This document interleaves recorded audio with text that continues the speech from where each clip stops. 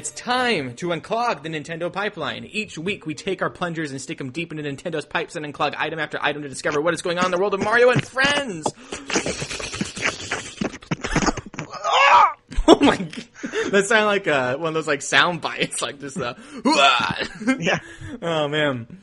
This week we have 10 pipe plug-in news bits that need to be dealt with, and if you're listening to this snippet, you can listen to the whole show on youtube.com/Koppai Gaming, as well as iTunes, SoundCloud, and more by searching for Koppai Podcast. Number 1. Happy birthday, GameCube. GameCube had a birthday on September 14th and turned, what? How old? 15? 15? Little adolescent. I think, didn't it come out in the year 2001? I think so. I guess you could say it's going through puberty. Get it? Happy birthday. What? Puberty. Puberty? Puberty? Oh! Game puberty. Oh, man. Oh, Gaz. Yeah. Oh, man. Man, the console was initially codenamed the Dolphin prior to its launch, and it's 7 years of production. That's a long time. Glad it wasn't Dolphin. Yeah, Revolution would have been a cool name for a Wii, but Dolphin would have sucked for the GameCube. Yeah. I'm hoping they stick with NX.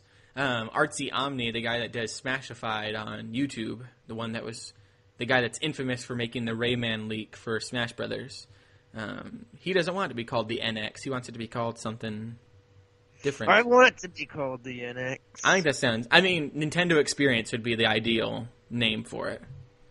I think that sounds legit. Yeah. The GameCube sold 21.74 million units worldwide before it was discontinued in 2007. 21.74 million units for reference. I think the Wii U hasn't hit 20 million yet, if I'm correct. And the PlayStation 4, I think, is past 40 million. Xbox One, I think, is either just hit 20 million or somewhere around there. So it did decent, not great, not terrible. Yeah. So. Yep.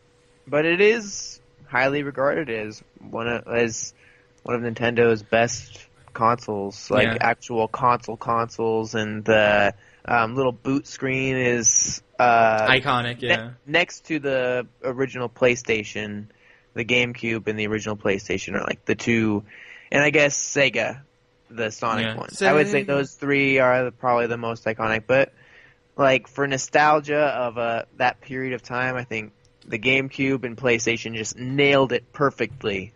Their little intros and setting the atmosphere for the game you're about to play. It's actually in our intro, the little do do do do do do do do do do do do do do do. Like our little intro sequence is a combination of like the Nintendo Direct music, the Wii startup theme, the Wii U startup theme, and the GameCube jingle, and they all hit right at that moment when I say hi hello. So yeah, we use that jingle. We love that jingle. And if you hold down the Z button, it does like different noises and all that. So, super exciting. Happy birthday. About 5 million of those 21 million sales are from Super Smash Bros. Melee fans. Taking them to those Evo and MLG. Yeah. You always see D1 walking in with like 20 different GameCubes, and they all have the handles. And yeah, there's a lot of them. Next rumor, speaking of consoles, Emily Rogers, infamously known for, or perhaps famously known for, the NX rumors and the leaks that she's done, says that the NX will have an early October reveal. Oddly enough, everyone else said that before she said that, so some may believe that she may have stolen this information, but it also could just be information that she also heard, which could give me more credence to it, or it could just be he said, she said sort of information. All that being said, there was the rumor for the longest time that it would be a September reveal with the Tokyo Game Show. I think the Tokyo Game Show is still going on like throughout today, so we may get an NX reveal. If we do, we'll do a reacts to it and maybe attach it on to the end of this episode. We haven't heard anything yet, and there's been no hints or signs that it's going to be coming to Tokyo Game Show. We have a little bit of information later in the show about Kevin Pereira, who deserves to be completely boiled in fire. But yeah, so I gotta ask something real quick. What? Are you tapping or something? Oh, I'm kind of like like jiggling my, like kind of like moving my leg, like how you kind of like tap your leg. I kind of suspected that you might be doing that or something because I could just hear a little like I can't. I don't know if I can even like a little make it. Yeah. I was trying to decipher if it was when you were talking, like when the voice just hitting the mic or something, or Oh if it no. was like. Okay, I'll stop. I'll be more calm. Okay. I think it's also because like I was like resting my hand on the desk, so now I'm kind of doing it again, and I'm also bare feet with the wooden floor, so you may hear like my foot kind of going pitter patter against the ground. But I'll stop. I'll calm down. But yeah, so Emily Rogers has those rumors out there. People are kind of starting to disbelieve her more and more because she said, although people are saying that she said it was going to be a September reveal, now she's taking it back, but there's also no confirmation that she ever said September. She just said like around this time.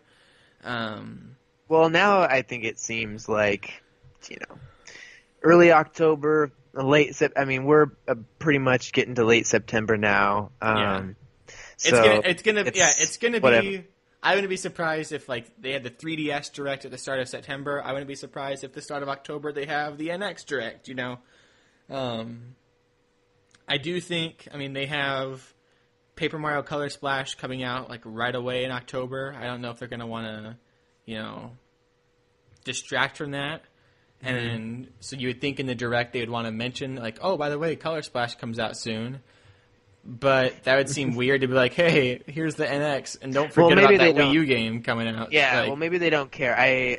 I'm wondering because we could maybe just say it now that they've been out there really promoting Color Splash a ton recently. We keep seeing videos of it. They're sending it out to all the outlets maybe a little early so that everybody can get their videos of the lemon sequences and the fight Coliseum. I'm hyped for the game. I read some dialogue from it today, and it has that writing quality of Mario and Luigi, where it's going to be a funny adventure game. It looks gorgeous. If you go into it looking for like an old school RPG, which like the old Paper Marios used to be, you'll be disappointed. But if you go into like an action adventure game of sorts that has RPG elements to it, or like turn-based fighting, then it's gonna be great. It's like South Park Stick of Truth. Like South Park, the original Stick of, or like the Stick of Truth, wasn't like a super complex RPG. Like it was a pretty just turn-based fighting and stuff, and you like made your character, but it wasn't like what you would expect out of like Final Fantasy, where it's like you got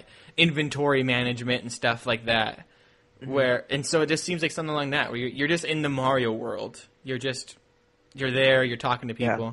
Well, I've heard at least that at the very least they've improved the system a bit over since it's largely borrowed from Sticker Star. Yeah. And one of the main complaints with Sticker Star was the fact that there was a lot of going back and retracing your steps because you'd find out in a certain battle, oh, you need this sticker, and we never told you needed it, so now you have to go back and search. But they've really improved on that a bit, so while it's still some of the lackluster combat system that people didn't really like from Sticker Star too much, it at least doesn't have that huge drawback of like, oh, I have to go retrace my steps a whole bunch. I think that you're able to progress a little bit easier through the game. Yeah. And it's a little bit quicker.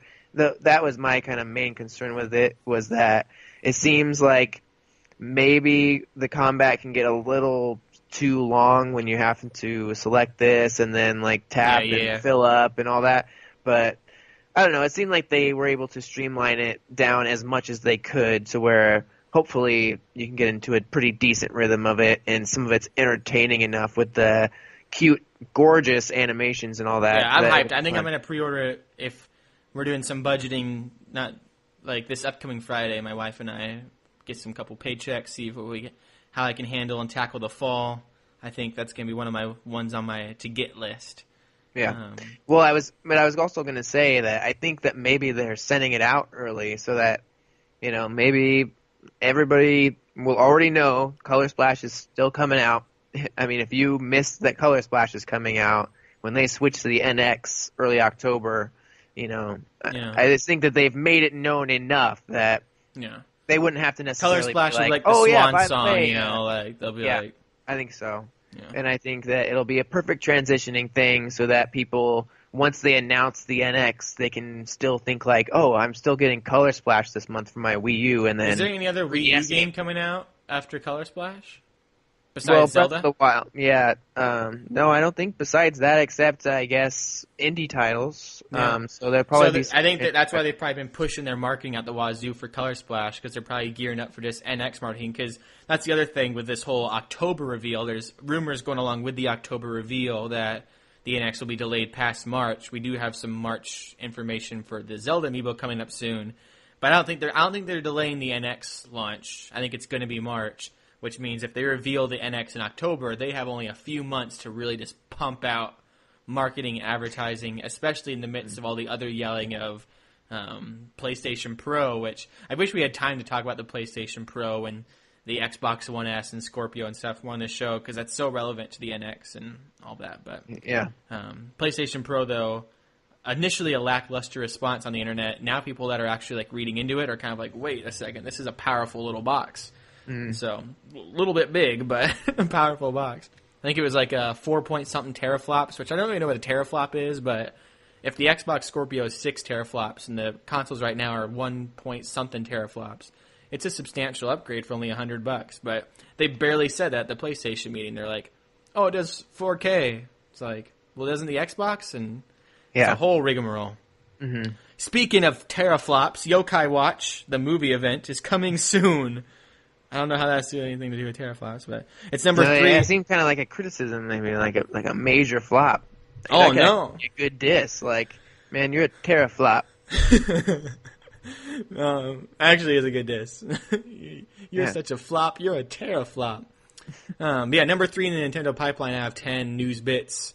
The Yokai Watch movie event is coming soon, October 15th, and will be in select U.S. theaters around the country. We did a little bit of discussion on Yokai Watch, one of our previous episodes, if you want to listen to that. But we like the show. We've only watched a few episodes, but I don't know. Awesome. I really want to get the game. We'll talk about it in the Pokeblock, but they did redesign the Ash a little bit in the new Sun and Moon anime, and some people are talking about how it has a bit of a Yokai Watch kind of new influence, it seems a bit. Yeah. And so, yeah, that's kind of interesting. But I did notice, too, I watched the trailer for the Yokai Watch movie event thingy, and it seems like they have some of the same like sort of vibe of when you see a Pokemon movie and they use a little more of the 3D effects and the high production and all that. Yeah. It almost seemed like they used the same. Like, is this from the same animation team as who makes some of the Pokemon movies? Yeah. I mean, Japan's pretty small. Like, yeah, that's true. It's a small world over there, so they may just be borrowing from people. Speaking of movies, a Hollywood Monster Hunter movie has been announced. Monster Hunter's producer announced that they are working with Hollywood to develop a Monster Hunter movie. Unlike the upcoming anime, it is said to be an adaptation of the main series of games. While no other details were given, this is certainly exciting news for fans of the franchise, which does not include Zach and I. Not that we are anti-fans. We just don't. I do have Monster Hunter 4 Ultimate, but it's like never been touched. So. Yeah. I think I downloaded the demo of Generations and deleted it within like seconds. Like, it just was not my cup of tea. I played it once, yeah, and I think I was kind of confused. Yeah, seems like people love it on the 3DS, especially in Japan. It's like a huge hit on mobile titles and stuff. I just always thought like this should just be on console, and even if it was on console, I don't know if I'd want to play it. So, nothing against it. I think it looks awesome. Always looks like a game that should be pretty fun, but just nothing I ever got into or had the patience for. Number 5, Shovel Knight players will be able to get their hands on the retro-inspired platformer's second expansion next year. Yacht Club Games has confirmed that Spectre of Torment the Spectre of Torment add-on will be available in the spring of 2017. According to the developer, it is, quote, a huge game, end quote, and consists of even more content than Plague of Shadows, which was released nearly a year ago. Other details regarding the upcoming expansion will be announced at a later date. They're also going to be coming out with the King Knight story, so you get to play as Spectre Knight and King Knight. King Knight's the DLC I'm most pumped for just because he had the best dialogue of the entire game. The delicate dandy. Yeah. I need to go back and finish that game because I absolutely loved that game, and I was getting pretty far into it and then got pulled away and really need to go finish it because, I want to get that and like all the DLC for it. Yeah, it's like 2D side-scrolling perfection. Like, in every way. In writing and graphics and gameplay, it's just a perfect game. I platinumed it on the PlayStation. I want to get it on the 3DS and just replay through it. I have it on the Wii U. I I bought it and didn't play too much of it when it was on the Wii U, but then yeah. And so I did play Plague of Shadows. Wasn't the biggest fan of it. It wasn't as intuitive of gameplay controls as Shovel Knight, because you play as the Plague Knight, and so you're hopping around on little vials of potions and stuff.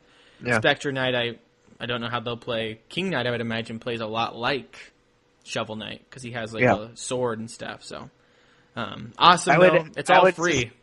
Yeah, I would suspect that they have probably listened to anybody who's, maybe you're not alone in that boat of being not really thinking that it was as intuitive, so maybe they've really stepped up on trying to make this one a bit more kind of a neutral experience in that way. Plague Knight was very much so, or Plague of Shadows was very much so, they did change certain elements of the levels, but a lot of the levels were completely untouched or very much so the same. But the character played completely different, and so it just didn't make complete sense in my mind. And there's only one trophy for it, and the trophy was get all of the trophies in game, but not because they have the feats in the game or and stuff like that. And so there's no incentive for me to get the one bronze trophy, and so it wasn't fun, and there was no trophies. End of story. Number 6. Nintendo are really out there promoting Color Splash quite well. We've already talked about this, but for the sake of the story, if you're following Nintendo at all, of course you've heard about Color Splash quite a bit lately. It's less than a month away from the release of the game, which is October 7th. They have the Ranger 5 Toads or something. It's imitating the Power Rangers. They have their little story going on, and just lots of other little promotional things. Giving preview copies. They're at Gamescom. They're at all this stuff. Looks like it's going to be an awesome game. I have high hopes for it, with my expectations well managed. Not expecting RPG of the century. Yeah. Number 7. Official French Nintendo website apparently says that Zelda Breath of the Wild amiibo are coming March 4th, 2017. Speaking of Breath of the Wild, another trademark has come out mentioning cartridges. I think we can really say that it's confirmed at this point. Does that mean that the NX and Zelda and the Amiibo are all launching on March 4th, 2017? Yeah. Probably does. Confirmed. Koppai scoop. At least in French. The game will be available in French. Import it. Whatever that means, yeah. I don't know if that necessarily means in France, but it'll be available. Turn it on, it's like, s'il vous plaît. Comment vous l'appelez-vous, mademoiselle? It's Link has voiceover, and it's just this very suave French man. They did just do Pokemon X and Y in basically Paris, so you never know. What if New Hyrule is basically just Paris? Koppai conspiracy. There you go. And you are a Nintendo insider. I am.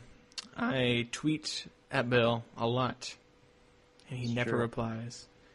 Number 8, its own news bit. Kevin Pereira on blast. This guy, Kevin, why? In case you aren't familiar with the story, going way back, a little show called Attack of the Show with Kevin Pereira back in good old 1742. Very old show. They talked about PC gaming. It was through that show, Zach, I believe, that you had Harry Potter spoiled for you. They got a phone call on their live show that said can you believe Dumbledore? And they're like, oh my gosh. And they did it. Maybe. I know that I was in a chat room for sure when some people started coming in and doing that, because that was a huge event on the internet. That was the first spoiler ever on the internet of mass quantity. And so yeah. But yeah, so Kevin Pereira used to be a host of Attack of the Show. He then went on to host a bunch of other gaming events, including the Nintendo World Championships for 2015. And then was brought back once again to host the GameStop Expo panel for Nintendo. And prior to the show, he Snapchatted out, shh, all this big news, hush, hush, these little teases for the show. And people were like, why is he getting all secretive and excited about the show? What's going on? And so they started making threads about it on the NeoGAF. And then Kevin Pereira was like, guys, nothing to announce, nothing to share or experience or whatever, something like that. But throughout the tweet that he tweeted out saying to calm down, he capitalized the words NX News Tomorrow. So it was like, oh, shoot. This is a big deal. And so people were absolutely confirmed, because I think it was like even like September 13th or something. It was like supposed to be the day when we were going to get NX news. Like, it made a lot of sense. Well, and there was things like Game Explain had kind of gone dark. Jose had left IGN to go to Japan because, presumably because to cover the reveal. Everybody was kind of like, people were like, this is it. Everybody's kind of going silent, and people know they're being told to be kind of hush. And it kind of made logical sense that maybe somebody would trickle out a little bit of a tease for it. Like, that's okay, So, and so I was actually like, I was very confident. Trying not to be like, get my hopes up, like, this is 100% confirmed, I know for sure, but I was just like, what the heck, I'm just going to be excited and be happy. You were heartbroken, because I was at work all day, and I just kept getting messages from you like, dude, there's no NX yet, and I'm like, probably won't be all day. I know, yeah. Well, that's what I figured too, but I was just kept being like, where's my NX? I was just so kind of angry about it. Like, and he got like death threats, and then he got death threats from people because it's the gaming world, so you're gonna get death threats if you say anything. Yep. And he tweeted out like, I didn't deserve any of this backlash. Like, I was trolling. It's like, dude, you were asking for a whole lot of like negative response. Like, I think personally, I mean, not to be over dramatic, but I think he just lost any opportunity to host Nintendo events. I think he lost a ton of credibility in the video game journalism world, which maybe he doesn't really want because he's a host first and foremost. But I mean, he's the boy who cried NX. Like, I think he lost. I mean, not respect. I mean, I get it. You want to troll or trigger people online. I guess it kind of makes sense, but it was a little too blatant. He was asking for it a little too much, and so definitely shouldn't get a death threat. But Kevin Pereira, you suck. Number 9, Nintendo's development portal was updated with the codename HAC, handheld and console? Maybe. Possibly. Could be gearing up for an NX reveal. So basically, if you don't know what all that means, is that we're getting very close to the NX reveal, and that websites are updating, and could be our next episode. Yep. Any day now we're going to have an episode where NX has been revealed, finally. Yeah. Mm-hmm. Speaking of websites, number 10, Metroid possibly coming to the NX. Confirmed? Maybe. Mm-hmm. The story reads from, I think, My Nintendo News. Possibly. Or was it Kotaku? No. My Nintendo News, probably. Or Kotaku. Nope. The community over at Reddit are at it again, digging around for any possible Nintendo NX-related news as we are starved for information. This time around, the user TheUror, or URR, TheUROR, has been playing around with the various Metroid-related addresses. The user knew that Federation Force uses the name MetroidPrime.Nintendo.com, so he figured, hey, you can play around and try Metroid.Nintendo.com. And if you try the site, it works, but it's not currently public. However, if you try something like F0.Nintendo.com, nothing appears. Of course, nothing F0 would appear. Who's playing F0? Nobody. There's back to the actual quote. That wasn't a quote. That was myself. There's a possibility that this ties in with Retro Studios having part of their site down. Basically, what this all means for the listener at home or for the viewer at home is that all of a sudden, a big chunk of Retro Studios' website's missing, and all of a sudden, Metroid.Nintendo.com doesn't work, but it's actually owned by Nintendo, and it's just not published yet. An unpublished website link, if you will. We've been saying this for a while. Yeah, so the big theory is NX revealed soon, and then Retro Studio says, hey. They need to change their name to Retroid. Retroid. Yeah, Metroid, Hemorrhoid. They say, hey, we got a new Metroid game. Go to Metroid.Nintendo.com, and you can also go to RetroStudios/Metroid.com. Wait, that's not right. And anyway, they go to the same spot. That's the theory. A Koppai theory. Thanks for watching. No, it's not the end of the episode. That concludes the Nintendo Spotlight. No, it's satisfying. But yeah, so I think we're getting a Metroid within the next month. Not like release, but announcement and NX. Be super hyped. 30th anniversary of Metroid's not dead yet. No. Oh yeah. That does conclude the Nintendo pipeline. We can now give it a satisfying flush and watch it swish and swoosh into oblivion. If you enjoyed our discussion on the latest Nintendo news, be sure to like, subscribe, share, review us on iTunes and other podcast services. That means a whole lot. So go click the 5-star button and also share us with your friends and be like, listen to this Nintendo podcast. All my friends, next week we'll discuss more Nintendo news, hopefully the NX reveal.